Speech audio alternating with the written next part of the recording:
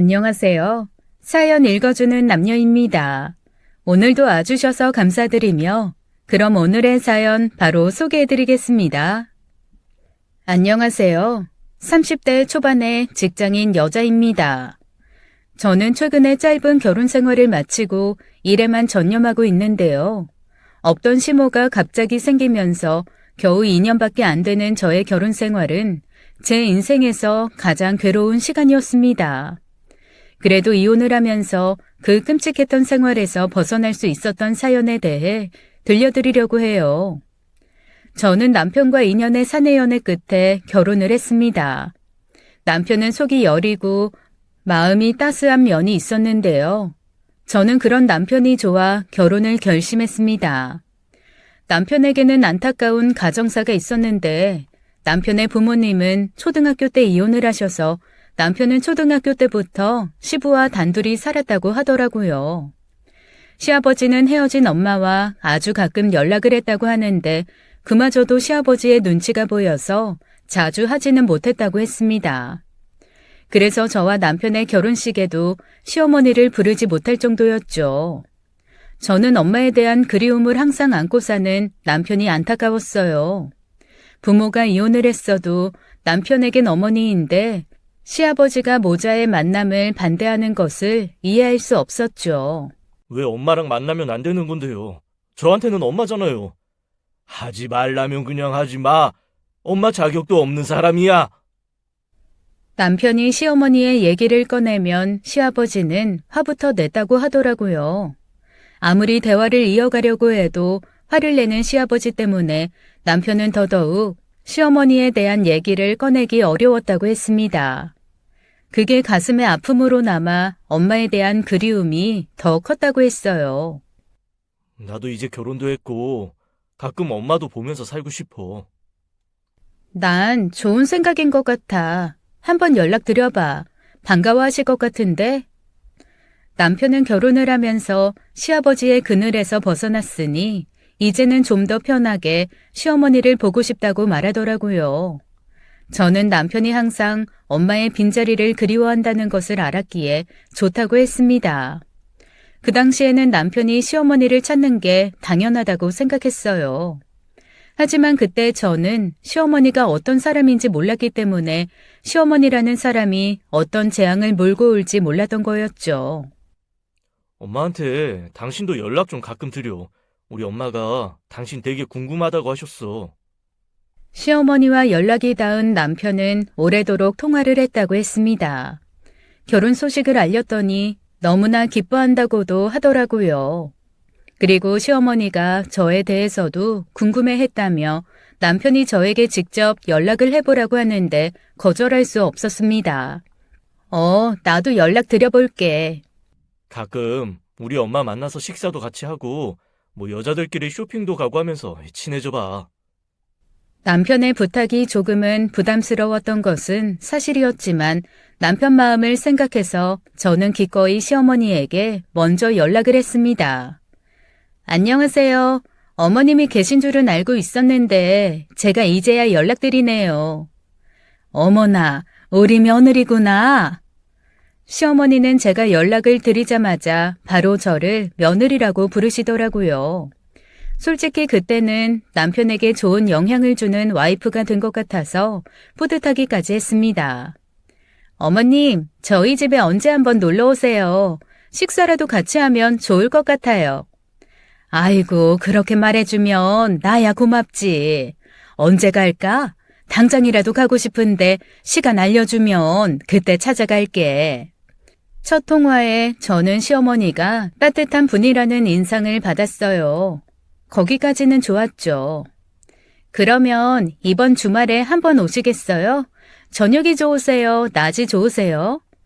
그럼 난 낮에 가서 저녁까지 있어도 될까? 조금 과하다는 생각이 들기는 했지만 아들 내외를 처음으로 보는 자리니 좀 더 오래 보고 싶을 수도 있겠다는 생각이 들었어요. 이왕 남편에게 좋은 와이프 노릇하는 거 못할 것도 없다고 생각했죠. 그리고 주말이 되어 시어머니가 집에 찾아왔습니다. 먹을 게 이렇게 많아? 이거 정말 우리 며느리가 차린 거야? 아, 배달시킨 것도 있고요. 에이, 사 먹는 음식은 안 좋은데 평소에는 이렇게 안 먹지? 네, 어서 앉으세요. 목소리는 온화하게 느껴지던 시어머니의 첫인상은 조금 심술맞아 보인달까요? 첫인상만 보고 판단하기는 이르지만 욕심이 많아 보이는 인상이었습니다. 괜히 시자가 들어가서 제가 편견을 가진 건가 하는 생각이 들었죠. 어쨌든 시어머니와 남편은 이런저런 얘기를 나누며 즐거운 시간을 보냈습니다. 남편이 시어머니를 챙기는 모습도 보기 좋았어요. 워낙에 엄마에 대한 애틋함이 컸던 사람이라 두런두런 대화를 나누는 모습이 보기 좋더라고요. 남편도 환하게 웃는데 제가 남편을 위해 좋은 역할을 해준 것 같은 흐뭇함도 있었습니다. 문제는 그때 이후로 시어머니는 약속을 정하지 않고 찾아오는 일이 많아졌어요. 나왔다. 너희 뭐 하고 있었니? 엄마, 안 그래도 엄마한테 연락하려고 했는데요. 남편은 집에 갑자기 찾아오는 시어머니를 불편해하지 않았습니다. 시어머니를 보면 아이처럼 반기는데 솔직히 저는 갑자기 찾아오는 시어머니가 너무 불편했어요. 내가 갑자기 와서 너희 방해한 건 아니고? 에이, 무슨 아들 집에 오는데 방해를 했다고 그래요. 나도 여행도 다니고 그러면 너희 귀찮게 하는 일이 덜할 텐데 나이 먹고 능력이 없으니까 갈 데라고는 아들네밖에 없네. 엄마, 어디 놀러 가고 싶은 데 있어요? 그냥 친구들 놀러 간다고 하면 부럽고 그래. 엄마도 여행 가요. 아들도 딸 뭐해. 내가 우리 엄마 용돈은 항상 챙겨줄 거니까 여행 가요. 어머 정말? 우리 아들 진짜 최고다. 우리 아들이 진짜 다 컸네. 나도 이제 친구들 앞에서 우리 아들 자랑도 할 수 있겠어. 아들 진짜 멋지다. 남편이 시어머니에게 선뜻 몇십만 원이나 되는 돈을 건네더라고요. 저에게 상의도 하지 않긴 했지만 처음 드리는 용돈이니 옆에서 뭐라고 하진 않았습니다. 그 정도야 드릴 수 있다고 생각했거든요. 하지만 사양하는 기색도 없이 냉큼 용돈을 집어드는 시어머니의 모습이 거슬렸어요. 게다가 아들의 길을 띄워주면서 돈을 받아가는 모습이 제 마음에 걸리더라고요. 아유, 날이 너무 추워졌다. 엄마, 날이 이렇게 추운데 옷을 왜 아직도 그렇게 얇은 걸 입고 있어요? 뭐 어때? 옷 사는 것도 다 돈이고 내 주제에 무슨 새 옷을 사. 엄마, 그러고 다니면 아들 속상해서 못 살지. 오늘은 당장 백화점 가서 옷 좀 사요. 백화점이 얼마나 비싼데? 100만 원이면 한 2번은 살 수 있어? 130이면 세 벌까진 살 수 있을 것 같아. 시어머니는 툭하면 갑자기 찾아오는 것도 모자라서 용돈을 바라는 기색을 노골적으로 비치더라고요. 시어머니의 말에 남편은 또 선뜻 용돈을 내드렸습니다. 저는 그게 몹시 거슬렸어요. 여행 간다, 옷 산다 이런 식으로 용돈을 받아가는 게 한두 번이 아니었거든요. 시어머니는 매번 핑계를 만들어 왔고 그때마다 남편은 시어머니에게 용돈을 드렸습니다. 조금도 망설이는 기색이 없었죠. 처음에는 몇십만 원, 그러다 100만 원이 넘어갈 때도 많았어요. 그런데 그게 쌓인 돈이 한 달 생활비 이상은 되었습니다. 용돈 주는 것도 한두 번이지 남편은 그런 식으로 시어머니에게 용돈을 자주 챙겨줬어요. 용돈 드리는 거 좋은데 아무 때나 그렇게 드리지 말고 딱 정해서 한 달에 한 번만 드리는 게 나을 것 같아. 지금 아무 때나 그렇게 드리는 건 우리 살림에 너무 과해. 그래도 여태까지 아무것도 해드린 적이 없어서 그래. 엄마가 혼자서 쓰는 돈이 뭐 그렇게 많은 것도 아닌데 어때? 우리도 살아야지. 어떻게 계속 드리기만 하면서 살아? 이번 달에 얼마나 드렸는지 알아? 당신 너무 그러지 마라. 엄마한테 돈 갖고 치사해지기 싫어. 그리고 내가 용돈 드릴 때마다 엄마가 얼마나 좋아하는지 당신도 봤잖아. 저는 남편을 말렸지만 남편은 주는 기쁨에 빠져 있었어요. 저한테는 그렇게까지 한 적이 없는데 시어머니에겐 아낌없이 주는 나무가 된 남편을 보니 이대로는 안 되겠다 싶더라고요. 저번에 사람들이 그러는데 다들 돈 100만 원씩 들여서 운동을 한다고 하더라고. 근데 나는 운동화 하나만 있으면 그걸로 걸으면서 운동하려고. 요즘 운동화는 10만 원이면 오래 쓸 수 있는 거 살 수 있다고 하더라. 시어머니가 이번에는 운동화를 핑계를 대면서 또 10만 원을 은근슬쩍 요구하더라고요. 저는 보다가 참을 수 없어서 한마디를 했죠. 남편이 하지 못하니 저라도 나설 수밖에 없었습니다. 어머님, 저희도 10만 원이면 일주일 식비하고도 넘어요. 남편이랑 제가 얼마나 아끼면서 살고 있는데요. 운동화는 다음에 사드릴게요. 이번에는 안 될 것 같아요. 남편이 또 10만 원을 내놓기 전에 제가 먼저 끼어들었죠. 계속 이런 식으로 기준도 없이 용돈을 드리는 건 맞지 않다고 생각했습니다. 단호하지만 공손하게 말씀드렸어요. 솔직히 경우가 있는 분이라면 이 정도 말을 들었으면 스스로를 부끄럽게 여겼을 거예요. 하지만 시어머니의 태도는 그게 아니었습니다. 내가 언제 달라고 했니? 난 그냥 그렇다고 말해준 거다. 시어머니가 눈을 크게 뜨고 저를 바라보는데 그 눈빛에 타 죽을 것 같았습니다. 돈 달라는 건 아니라면서도 용돈 못 주겠다는 말을 하는 저를 노려보더라고요. 시어머니의 노골적인 시선에 저는 기가 막혔습니다. 아들이 그리웠다는 엄마가 아들에게 돈을 이렇게까지 요구할 수 있는 걸까요? 친모가 맞나 의심스러웠습니다. 근데요, 저희 정말로 넉넉한 건 아니에요. 어머님한테 한 달에 한 번 용돈 드릴 수는 있는데 자주는 못 드려요. 지금까진 남편이 워낙 어머님께 해드리고 싶은 마음이 컸지만 가정을 꾸려나가려면 계속 용돈 드리는 건 어려울 것 같아요. 내가 오늘 별소리를 다 듣는구나. 내가 가진 것도 없고 별 볼 일이 없으니 이런 말을 듣나 보다. 심기가 불편해진 시어머니의 표정이 정말이지 딱딱하게 굳었더라고요. 저를 흘겨보는 시어머니의 얼굴이 너무나 탐욕스러워 보였습니다. 어머님 연세가 그리 많은 것도 아니고 아르바이트라도 하실 수 있을 거예요. 그런 걸 알아보시는 건 어때요? 너는 나이든 시애미한테 돈 벌라고 말하고 싶니? 내가 다시는 니들한테 돈 달라고 안 할 거다. 이만 가봐야겠다.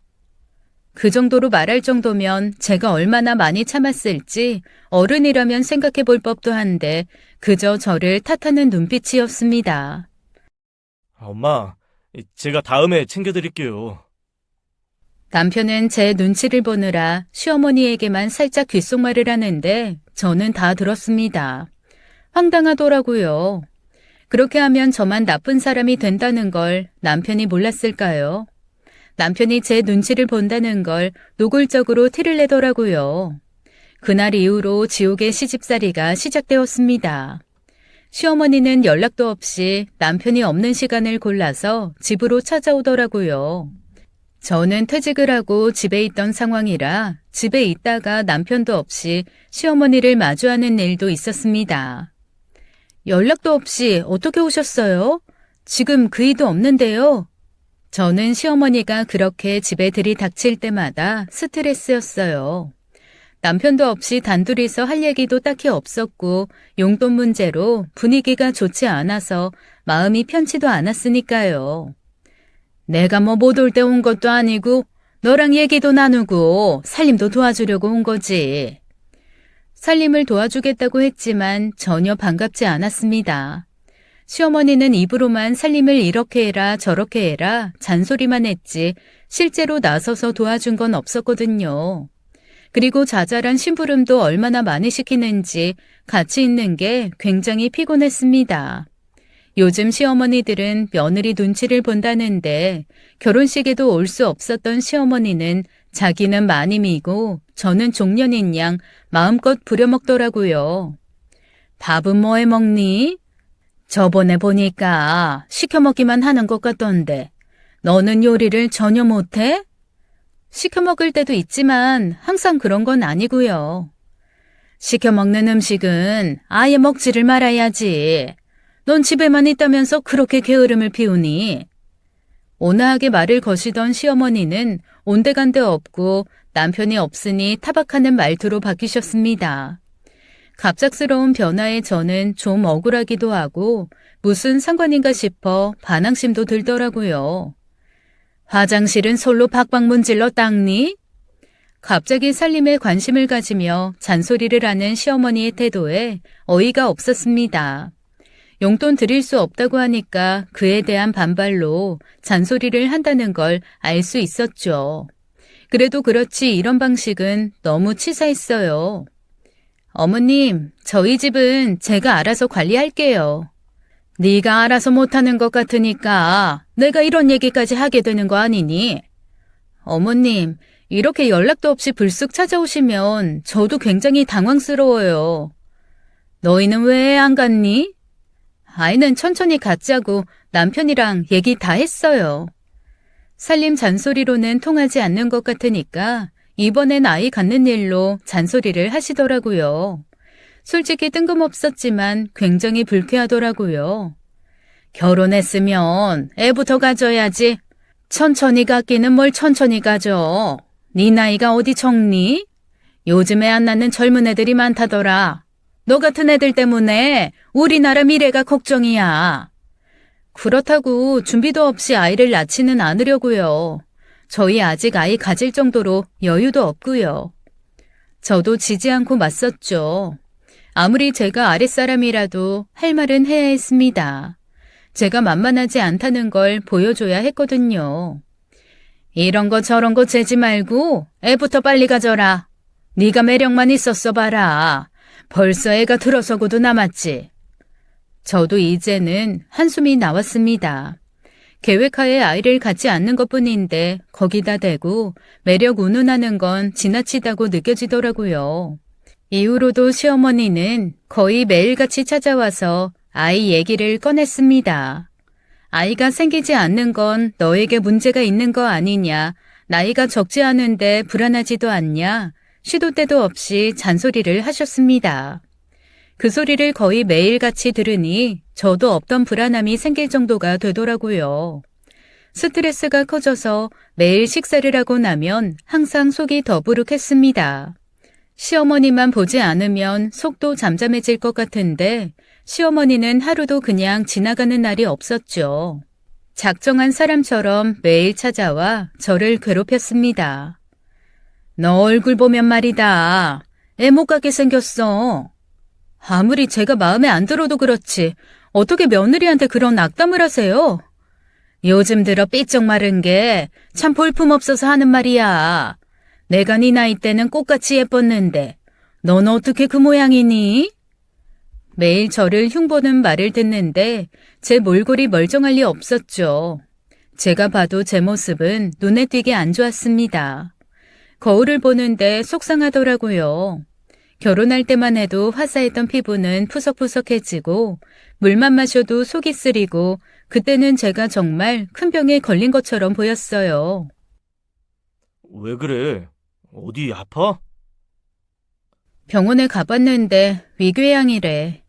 먹는 것마다 체하더니 위염도 아니고 위궤양 진단을 받았습니다. 스트레스가 원인이라고 하는데 시어머니가 저의 스트레스를 키우는데 역할이 컸죠. 당신 진짜 예민한가 보다. 남편은 제가 시어머니 때문에 스트레스를 받아서 병을 얻었다고 아무리 말해도 저를 예민한 사람으로 치부했습니다. 남편과 시어머니의 말만 들으면 이상한 건 저뿐이었어요. 어머님한테 당신이 우리는 아이 좀 천천히 갖기로 했다고 말해봐. 내가 아무리 말해도 들은 척도 안 하셔. 자꾸 아이 가지라는 얘기를 하시니까 나도 스트레스야. 어른이 그 정도 말씀은 하실 수 있지. 내가 계속 이렇게 아파도 상관없어? 당신 왜 이렇게 예민해? 당신도 다른 사람들처럼 시댁이라면 무조건 싫은 거야? 그거 옆에서 보기 안 좋아 보여. 제발 우리 엄마랑 잘 좀 지내. 그리고 내가 엄마한테 용돈 주는 것도 간섭하지 말고. 남편의 말에 제 위가 더 딱딱하게 굳는 게 느껴지더라고요. 남편의 뜻은 남의 편이라더니 정말 제 편은 아니었습니다. 그저 제가 예민한 거라고 몰아가는데 그건 남편이 실제로 당해보지 않아서 할 수 있는 말이었어요. 잔소리도 한두 번이지 그걸 매일같이 듣는데 버텨낼 수 있는 사람이 몇이나 되겠어요. 하지만 제가 아무리 말해도 남편은 들은 척도 하지 않았습니다. 제가 하는 말은 전부 귓등으로 들었어요. 어떨 땐 정말로 제가 이상한 건가 의심이 들 정도였습니다. 내가 생각해보니까 너희랑 같이 사는 게 좋겠다. 며느리가 자꾸 아프다니까 내가 옆에서 보살펴주고 집안일도 좀 해주고 그러려고. 어느 날 저녁 이번에도 갑자기 집에 들이닥친 시어머니가 남편과 저에게 충격적인 말을 했어요. 이건 제가 받아들일 수 있는 한계를 넘어서는 일이었어요. 잘 됐다. 와, 진짜 우리 엄마처럼 며느리 생각해주는 사람도 없을 거야. 남편은 신이 났고 저는 아연실색했죠. 매일 잔소리를 하는 사람이 저를 돌봐주려고 집에 들어온다는 말을 저는 믿지 않았습니다. 저를 더 가까이에서 괴롭히려고 한다는 걸 알 수 있었죠. 지금 살던 집도 있으실 텐데 저희 집에 들어오시면 그 집은 어떻게 하시게요? 그 집 계약 끝났어.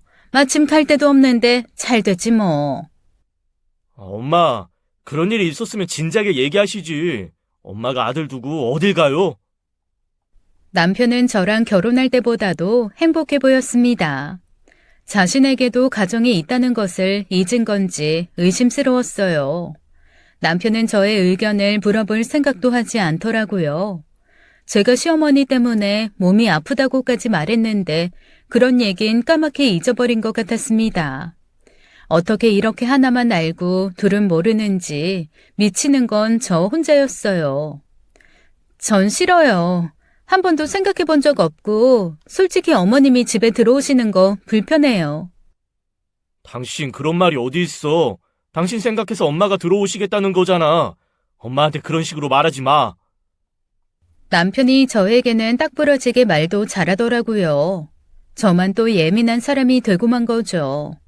시어머니는 싫다는 저의 말에도 아랑곳 않고 그날 저녁 바로 짐까지 싸들고 저희 집으로 들어왔습니다. 저는 질색하고 싫었지만 아무도 제 얘기를 들어주지 않았죠.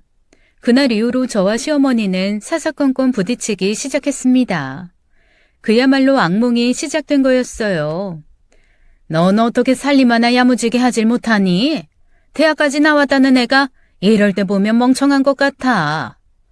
지금 어머님이 아무것도 아닌 일로 트집 잡고 있는 건 아시죠? 네 말버릇 보면 해주고 싶은 말이 많은데 참고 있는 줄만 알아라. 솔직히 예전 같으면 결혼해서 애도 못 낳는 여자는 쓸모없다고 바로 쫓겨났어. 결혼을 했으면 여자가 아이를 낳는 게 당연한 거 아니겠니? 시어머니는 하지 말아야 할 말까지도 서슴없이 하더라고요. 궁지에 몰린다 싶으면 항상 애를 가지라는 얘기를 꺼냈습니다. 저를 힘들게 하려고 작정한 사람 같았어요. 같은 여자로서 어떻게 그런 말을 할 수 있는지 믿을 수가 없었습니다. 그런 말들을 듣고 저는 지고 싶지 않았어요.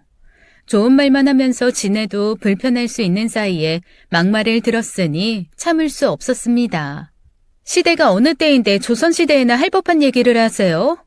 아이도 못 낳으면 너희 둘이 인연이 아닌 거 아니니? 지금 무슨 말을 하고 싶으신 거예요? 화가 나서 손이 부들부들 떨렸습니다. 잘 살고 있다가 갑자기 나타난 시어머니가 잔소리를 해대는 것도 모자라 선을 넘고 있으니까요. 남편이 제 편을 들지 않으니 시어머니가 더 의기양양한 거겠죠. 인연이 아닌 것 같으면 일찌감치 이혼하는 것도 그리 잘못된 일은 아닌 것 같다. 그때 깨달았습니다. 시어머니가 우리 집에 눌러앉아 살기로 마음먹은 건 우리 부부를 갈라놓기 위해서라는 걸요. 부부의 일에 이런 식으로 끼어드는 시어머니 때문에 저는 속이 뒤집히고 화가 났죠. 남편이 이것을 알고도 시어머니를 집에 계속 있게 하지는 않을 거라고 생각해서 곧장 남편에게 말했습니다. 어머님이 나보고 당신이랑 이혼하래. 이런 말을 하시는데 내가 어머님 모시고 살아야 돼?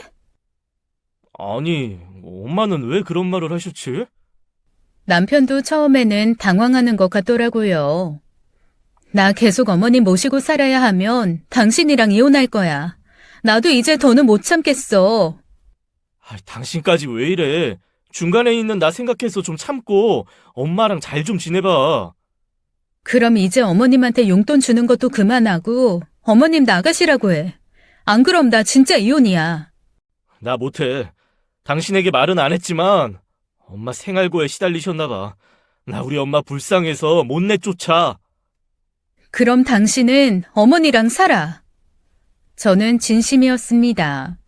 시어머니를 챙기느라 와이프가 아파도 참으라고 하고 있는 돈도 다 갖다 바치는 남편을 이해할 수도 없었고 이런 생활이 계속된다면 이혼이 답이라는 생각이 들더라고요.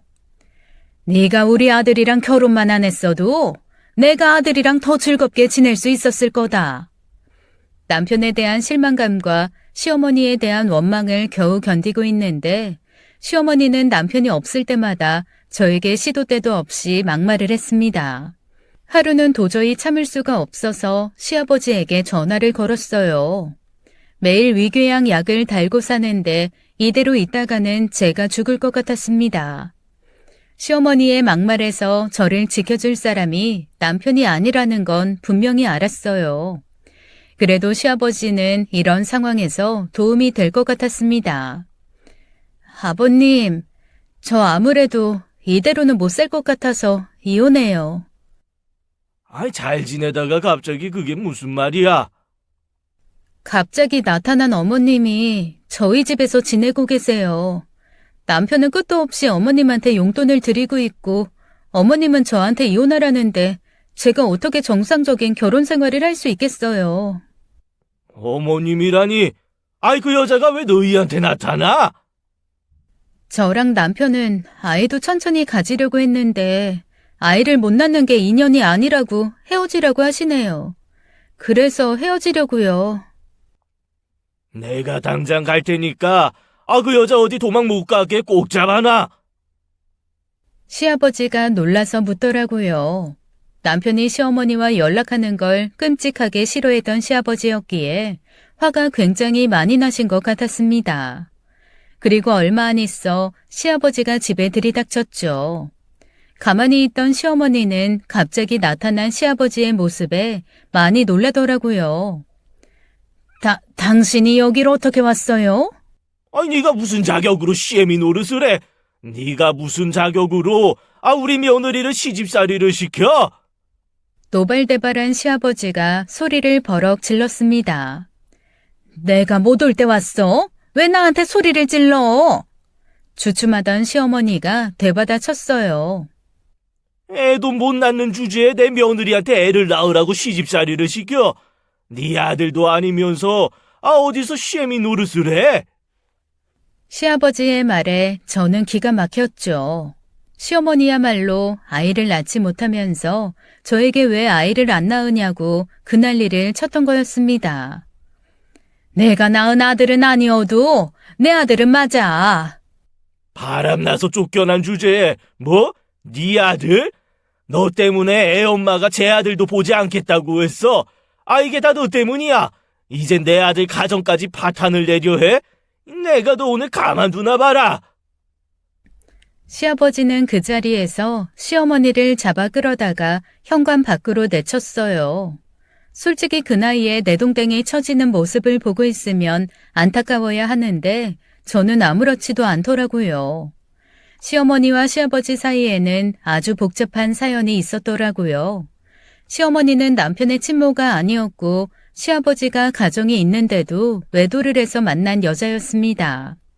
그 일 때문에 시아버지와 남편의 친모가 이혼을 한 거였고 시아버지와 그 여자는 같이 살았는데 외도가 습관인 여자가 또 다른 남자를 만나 집에서 쫓겨난 것이었죠.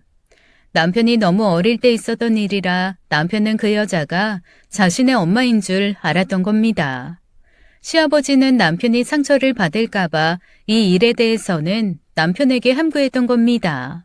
그러니 시아버지는 남편이 그 여자와 가끔이라도 연락을 하면 끔찍하게 싫어했던 거죠. 친모가 아닌 것 같다는 저의 의심이 사실이었던 거예요. 외도를 저지른 시아버지에게도 충격이었지만 이 모든 사실을 알고 나니 그 여자가 더더욱 소름 돋게 싫었습니다. 남편의 친모도 아니면서 저에게 독한 시집살이를 시킨 여자였으니까요. 그리고 이제야 모든 게 이해가 되더라고요. 친아들이 아니니까 그렇게까지 돈을 요구할 수 있었던 거였어요. 하지만 한 가지는 이해가 되지 않더라고요. 어떻게 아이를 낳지 못하는 여자가 저에게 아이를 왜 안 낳냐고 그렇게 괴롭힐 수 있었던 건지 그건 도저히 이해할 수 없었습니다. 시어머니는 그 길로 집에서 쫓겨나고 저는 오랜만에 조용한 시간을 혼자서 보낼 수 있었어요. 엄마는 어디 가셨어? 남편은 집에 오자마자 친모도 아닌 그 여자를 먼저 찾더라고요. 나갔어. 그 여자 당신 친어머니 아니야. 그게 갑자기 무슨 말이야? 엄마가 어딜 나가? 저는 남편에게 오늘 있었던 일을 얘기해 주었습니다. 그러자 남편은 충격을 받은 얼굴이더라고요. 그리고는 눈물을 줄줄 흘렸습니다. 이제야 친모인 줄 알았던 사람이 자신을 이용했다는 것에 슬퍼서 운다고 생각했습니다. 하지만 남편은 아주 뜻밖의 말을 하더라고요. 우리 엄마 진짜 불쌍하다. 남편의 말에 제가 잘못 들은 줄 알았습니다. 남편은 착한 건지 멍청한 건지 그 와중에도 그 여자 걱정을 하더라고요. 얘기를 듣고도 엄마라고 부르는 남편을 보는데 솔직히 정남이가 떨어졌습니다. 당신 친엄마 아니니까 이제 찾지 마. 나도 그동안 그 여자 때문에 스트레스 많이 받았어. 그리고 불쌍해 하지도 마. 당신이 그동안 이용당한 거야. 남편에게는 잔인하지만 사실을 알려주었습니다. 하지만 남편이 제 얘기를 귀 기울여 듣는 것 같지는 않았어요. 그날 저녁 내내 충격을 받은 얼굴로 있는데 저도 더 길게 얘기하고 싶지는 않았습니다. 그저 이제는 시어머니에게서 완전히 벗어난 거길 바랄 뿐이었죠. 가짜 시어머니 때문에 몸까지 상하고 괴로웠지만 이제라도 그 여자만 없으면 남편과 다시 잘 지낼 거라고 믿었던 겁니다. 그리고 다음날 남편이 출근을 하고 집에서 혼자 집안일을 하며 시간을 보내는데 현관문 열리는 소리가 들렸습니다. 시아버지에게 쫓겨났던 그 여자가 다시 들어온 거였죠. 네가 네 시아버지 불렀냐? 시어머니는 다짜고짜 저에게 따지듯 물었습니다. 그렇게 망신을 당했으면 다시는 발걸음도 하지 못할 줄 알았는데 자기 발로 기어들어왔다는 게 놀라웠어요. 하지만 저는 절대로 당황한 내색을 하지 않았습니다. 네, 근데 여긴 왜 오셨어요? 제가 당당하게 물었습니다. 따지고 보면 그저 남편에게 돈 뜯어가며 저를 괴롭힌 사람일 뿐 그 사람은 제 시어머니가 아니었으니까요. 너 때문에 나 살 집도 잃고 너 때문에 아들도 잃었으니까 네가 나한테 돈을 좀 줘야겠다. 어이가 없어서 헛웃음이 나오더라고요. 저런 발상은 어떻게 생각해내는 건지 어이가 없었습니다. 그저 돈밖에 모르면 저런 소리를 할 수 있는 거겠죠. 따지고 보면 우리와 아무 상관도 없는 사람이 아이를 낳으라고 하고 이혼을 하라고 해놓고 무슨 돈을 내놔요.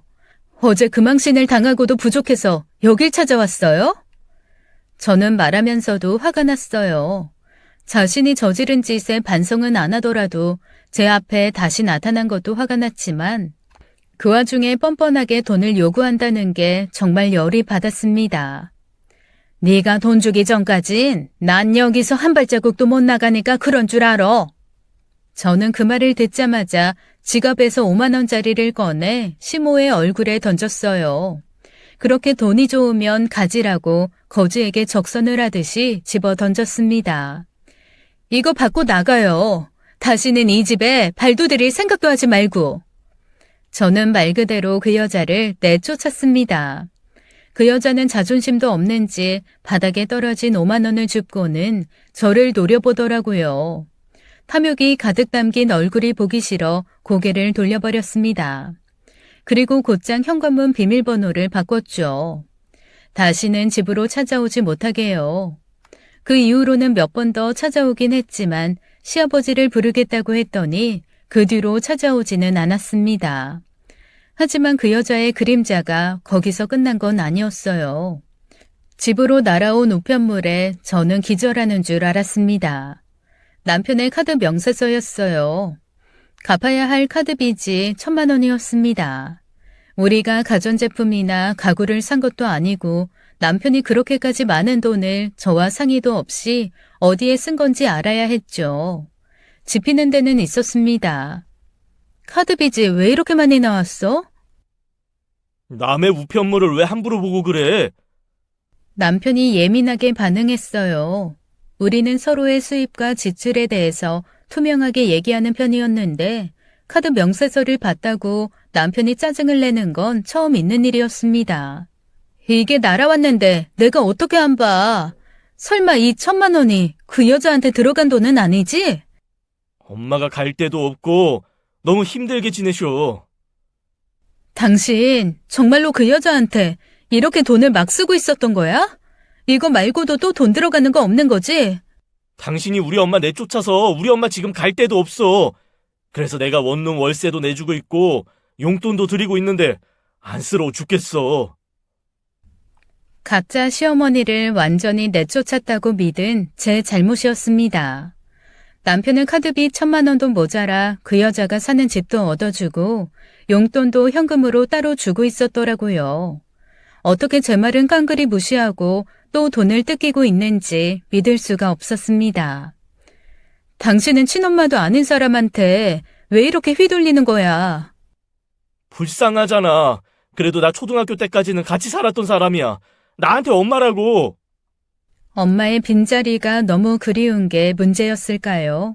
아니면 남편의 우유부단하고 너무 정이 많은 성격이 문제였을까요? 저는 남편의 엄마에 대한 지독한 그리움이 병처럼 느껴졌습니다. 그래서 말인데 우리 엄마 다시 집으로 모시는 게 어떨까? 당신이 나 좀 이해해줘. 나 엄마 없이 지내면서 진짜 그동안 많이 외로웠어. 이혼하자. 나 그동안 충분히 힘들었고 충분히 아팠어. 남편이 그렇게 말하니 이제야 제가 뭘 해야 하는지 분명히 보이더라고요. 더는 이런 남편과 함께 살 수 없다는 것이 확실해졌습니다. 그리고 남편이랑 이런 식의 대화도 전부 지긋지긋했어요. 남편은 한 번도 제 말을 귀 기울인 적은 없으면서 자신이 이해받기만을 바라고 있었습니다. 그럼 저는 누가 이해해 줄까요? 적어도 제 앞에 서 있는 남자는 아니라는 것을 확실히 알 수 있었습니다. 더는 믿을 수 없는 사람, 이제는 인연이 다한 사람일 뿐이었죠. 그런 식으로 말하지 말고 내 입장에서 진지하게 한번 생각해줘.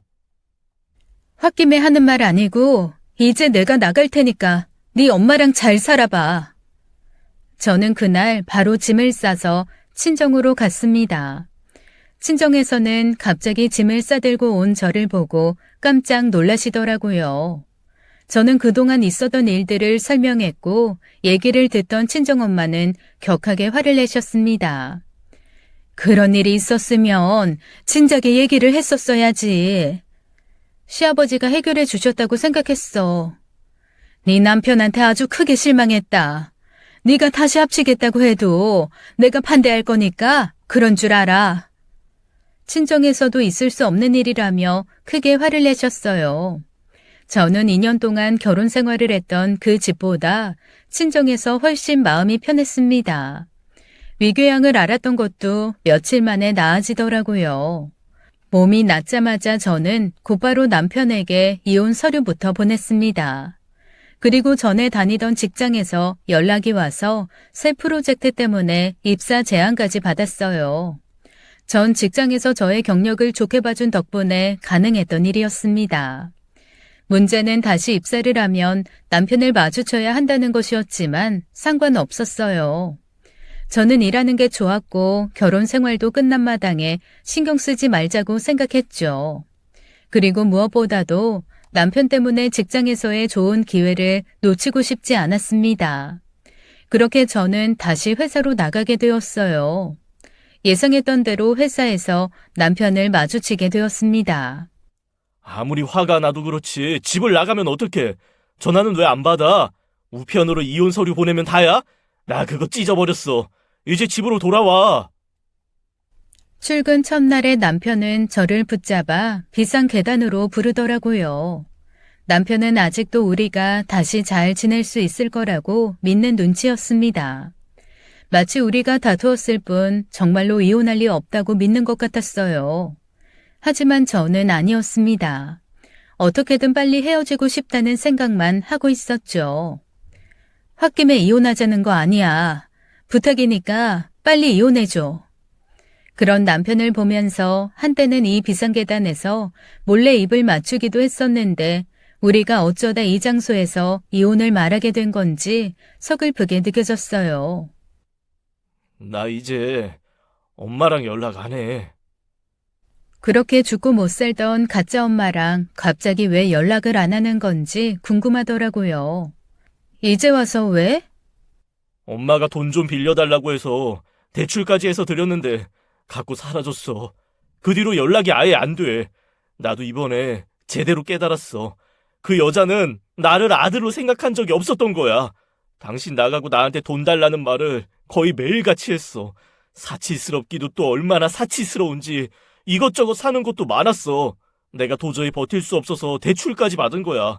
우리 갈라놓은 것도 나한테 돈을 받아내려고 그랬던 것 같아.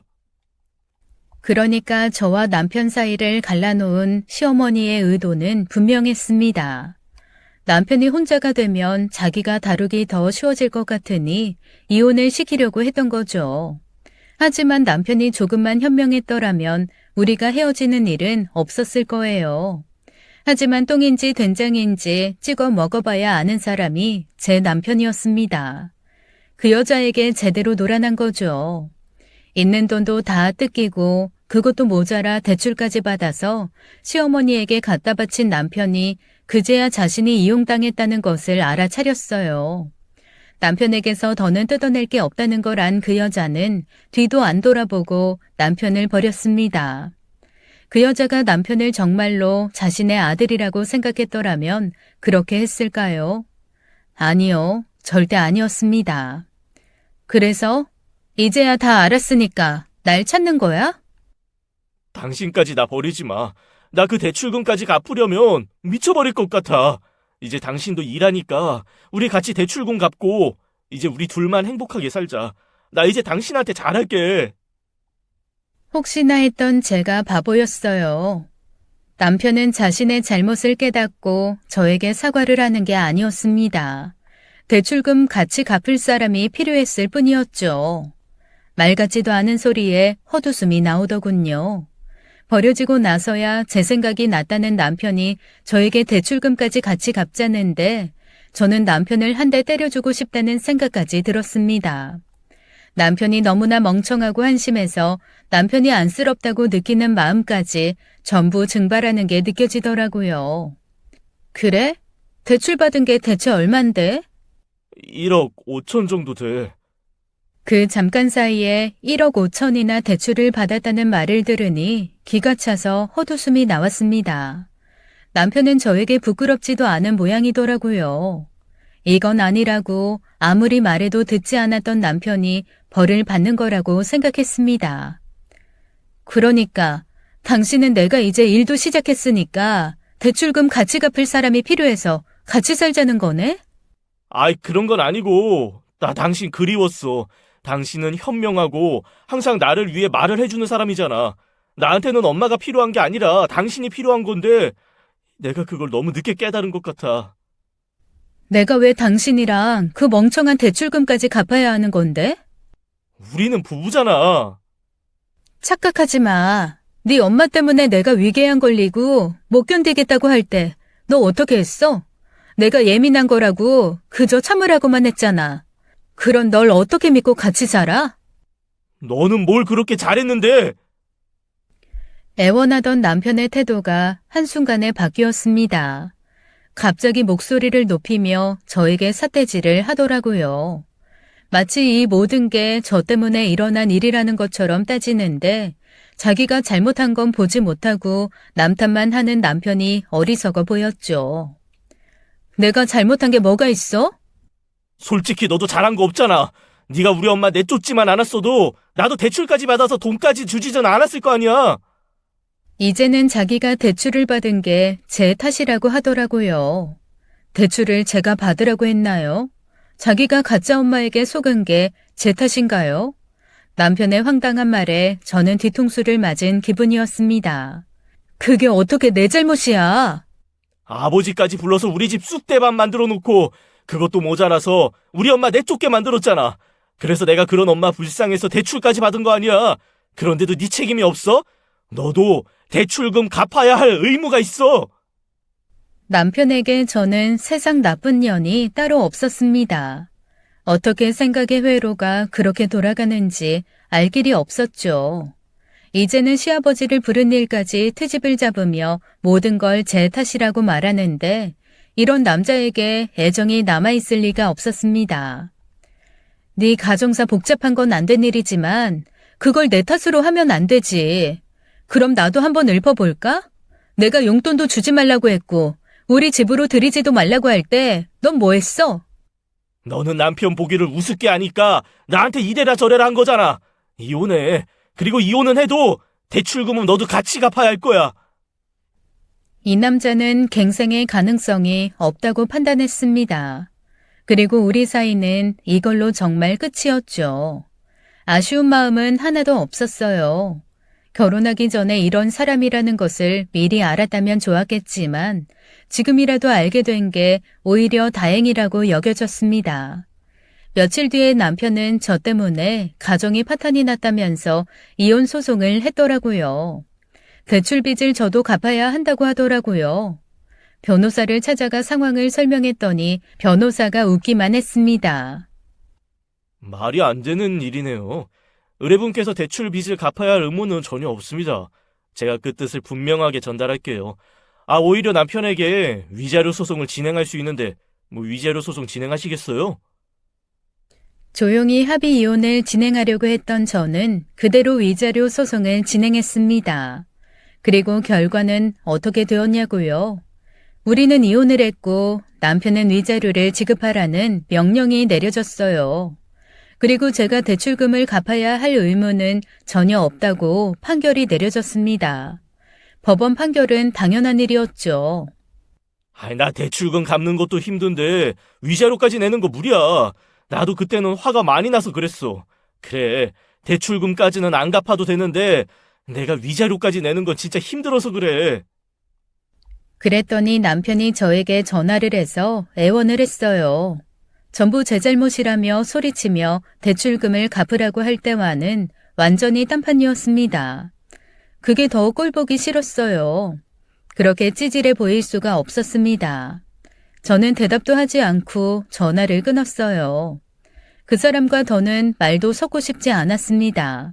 그렇게 저와 전 남편의 인연은 완전히 끝이 났어요. 가끔 회사에서 마주쳐도 아주 모르는 사람처럼 서로에게 눈길도 주지 않았습니다.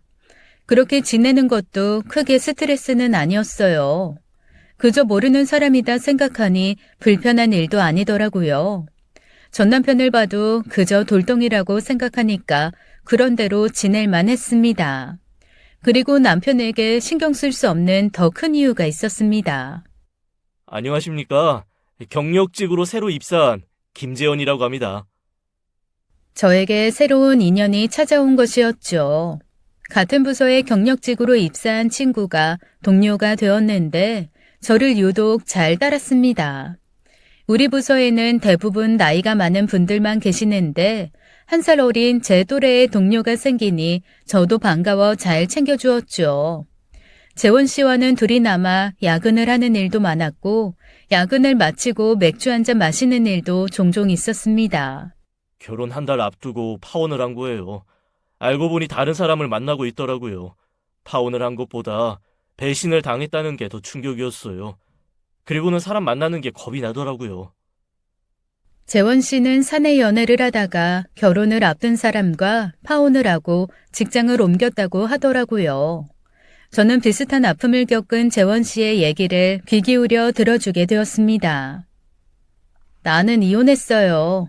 2년 결혼 생활하다가 헤어졌는데 지금은 마음이 편해졌어요. 그런 일이 있었는 줄은 몰랐어요. 그럼 과장님은 다시는 남자 만나기 싫어요? 예전엔 그렇게 생각했는데 지금은 아니에요. 좋은 사람 있으면 만나야죠.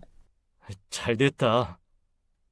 재원 씨와는 대화가 잘 통했어요. 저보다 1살 어렸지만 어른스러운 면이 있었고 전 남편은 우유부단한 면이 있었지만 이 사람은 친절하면서도 단호한 것이 마음에 들었습니다. 우리는 자연스럽게 가까워졌어요. 서로 사귀자는 말을 하지는 않은 상태로 우리는 썸을 탔습니다. 거의 매일 저녁마다 둘이 식사를 함께 하거나 맥주 한 잔을 마시며 데이트를 했어요. 대단한 데이트도 아니었지만 그것만으로도 제 삶에 활력이 생겼습니다. 요즘 왜 이렇게 예뻐졌어? 연애라도 하는 거 아니야? 오랜만에 느껴보는 설렘에 저는 다이어트를 하지 않았는데도 살이 빠지고 피부도 생기 있게 느껴졌습니다. 하루는 재원 씨와 둘이 술을 마시는데 매일 대중교통을 이용하던 재원 씨가 그날은 차를 가져왔다고 하더라고요. 차 가져왔는데 술 마시면 어떡해요? 오늘은 대리기사님 부를 거예요. 내가 직접 운전하는 건 아니지만 내 차로 집까지 데려다주고 들어갈게요. 매일 택시 태워서 보내주는 게 마음에 걸려서 일부러 차 가져왔어요. 재원 씨와 둘이서 맥주를 마시고 신나게 대화를 나누고 시간이 많이 늦었길래 대리를 불렀습니다. 그리고 저는 깜짝 놀랐어요. 대리를 불렀는데 나타난 사람이 전 남편이었습니다. 대리 부르셨죠? 급하게 뛰어온 전 남편은 저를 알아보지 못하고 재원 씨를 향해 생글생글 웃으며 묻더라고요. 네, 기사님. 일단은 여기 여자분 먼저 데려다 드리고 저희 집으로 가려고요. 그것도 가능하죠? 그 순간 전 남편이 저를 알아보고는 얼굴이 하얗게 질리더라고요. 그리고는 저와 재원 씨를 번갈아 바라보았습니다. 아직 회사 생활을 한 지 얼마 안 된 재원 씨는 전 남편이 회사 사람인 줄 모르는 것 같더라고요. 하지만 전 남편은 재원 씨를 알아보는 것 같았습니다. 죄송합니다. 다른 기사 알아보셔야겠어요. 전 남편이 도망치듯 자리를 떠났고 저와 재원 씨는 다른 대리기사를 불러 집으로 가야 했어요. 솔직히 놀라긴 했지만 전 남편이 신경 쓰이거나 그렇진 않았습니다. 이제는 각자의 인생을 사는 거니까 그러려니 했습니다. 대출금을 갚기 위해 대리운전도 하고 있나 보다 했죠. 많이 예뻐졌네. 재원 씨와 헤어져서 집에 들어가려는데 전 남편이 제 앞을 막아 서더라고요. 어떻게 된 일이야? 너 저 자식이랑 만나는 사이야? 내가 대답할 의무는 없는 것 같은데? 대출금 갚아야 할 의무가 없었던 것처럼. 갑자기 제 앞을 가로막고 서 있는 전 남편의 존재가 귀찮기만 했습니다. 제가 누구를 만나던 말던 그걸 간섭하려 한다는 게 짜증이 날 뿐이었죠. 아무리 그래도 나랑 같은 회사에 다니고 있는데 이건 너무한 거 아니야? 헤어진 사이에 신경 쓸 일은 아니잖아. 너 나 보라고 일부러 그러는 거지? 너 아직도 나한테 미련 있는 거지? 전 남편의 착각이 황당하기만 하더라고요. 꼴값도 그런 꼴값이 없었어요. 미안한데 이혼 이후로 당신 생각해 본 적 한 번도 없거든? 저는 이미 너무 피곤했고 전 남편과 대화를 나누는 상황이 지치기만 했습니다. 요즘 설레고 좋기만 했는데 전 남편과 대화 몇 마디 나눈 것만으로도 기분이 확 잡치더라고요. 당신이 이러면 나도 연애할 거야. 지금이라도 후회하면 말해. 용서해줄게. 이 사람이 미친 게 아닌가 하는 생각이 들더라고요. 이런 식으로 말해봐야 본인만 초라해진다는 걸 모르는 것 같았습니다. 대출금 갚느라 대리운전하면서 투잡하는 것 같은데 나한테 헛소리할 시간에 돈이라도 더 벌어. 당신 아직 위자료 다 안 줬잖아. 저는 그대로 전 남편을 두고 집으로 들어갔습니다. 그리고 다음 날 그야말로 회사는 난리가 났죠. 전 남편이 아침부터 신입사원에게 고백을 했다가 대차게 차인 거였습니다. 그게 회사에 소문이 나서 점심시간엔 모두가 전 남편 욕을 하고 있더라고요. 전 남편에게 고백받은 여직원은 이제 막 대학을 졸업해서 취직한 20대 중반의 어린 친구였는데 충격을 받았는지 회사를 그만두겠다고 했답니다. 정말이지 이 남자의 바닥은 어디까지인가 놀라울 뿐이었어요. 제가 남자를 만나는 게 열이 받았는지 홧김에 어린 신입사원에게 고백을 한 거였어요. 미친 게 아니고서야 어떻게 그런 짓을 할 수 있는 건지 저는 그런 남자가 제 전남편이라는 게 창피했습니다. 고백받은 여자는 대체 무슨 죄라고 그런 짓을 벌인 건지 정말 집밖에 모르는 인간이었어요.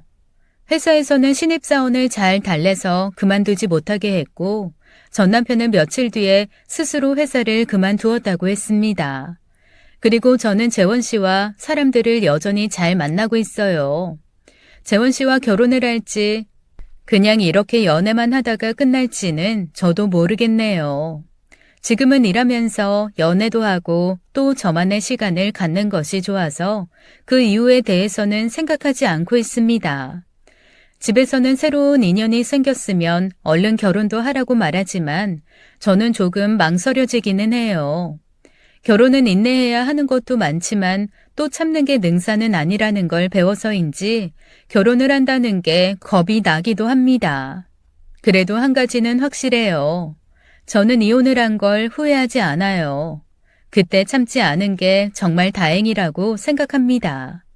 제 사연을 들어주신 모든 분들도 절대로 참기만 하지는 않았으면 좋겠어요. 참지 말아야 하는 순간에도 참으면 호구가 된다는 걸 아셨으면 좋겠습니다. 긴 사연 들어주셔서 감사합니다. 지금까지 사연 읽어주는 남녀였습니다. 끝까지 시청해주신 여러분 감사드리며 저희는 다음 사연으로 돌아올게요. 감사합니다.